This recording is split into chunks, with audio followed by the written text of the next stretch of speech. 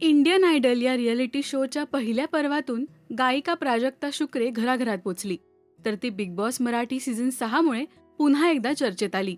Indian आयडलमध्ये Abhijit Sawant आणि राहुल वैद्य यांच्यासोबत top 5 मध्ये पोहोचलेली ती एकच महिला स्पर्धक होती. दोघंही तिचे अत्यंत खास मित्र होते. अभिजित सावंतने बिग बॉस मराठी सीझन 5 मध्येही भाग घेतला होता. त्यांची मैत्री अजूनही खास आहे.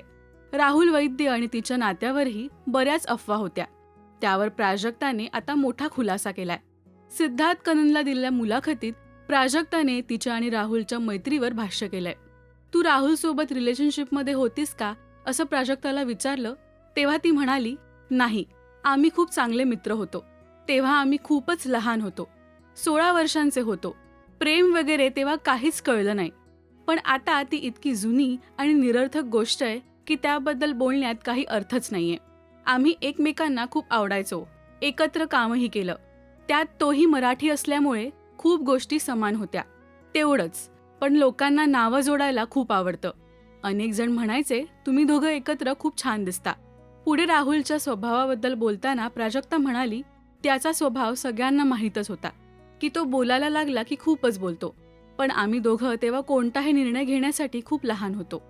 पुढे राहुलने तुला प्रपोज केलं होतं का असा प्रश्न विचारला तेव्हा प्राजक्ता म्हणाली, नाही, तो फक्त म्हणाला होता, तू खूप चांगली मुलगी आहेस, मला आवडतेस, पण मी इथेच थांबणार आहे, एवढंच. मीही त्याला खूप चांगला माणूस आहेस आणि गायक आहेस एवढंच बोलले होते, असं प्राजक्ताने या मुलाखतीत स्पष्ट केलं.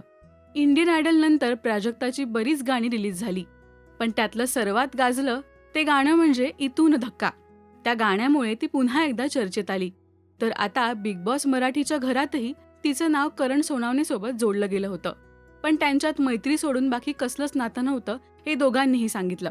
प्राजक्ताने गायलेलं तुमचं आवडतं गाणं कोणतं हे आम्हाला कमेंट्समधून नक्की सांगा. मराठी मालिका विश्वातील बातम्या, अपडेट्स आणि गॉसिपसाठी सबस्क्राईब करा राजश्री मराठी शोबज.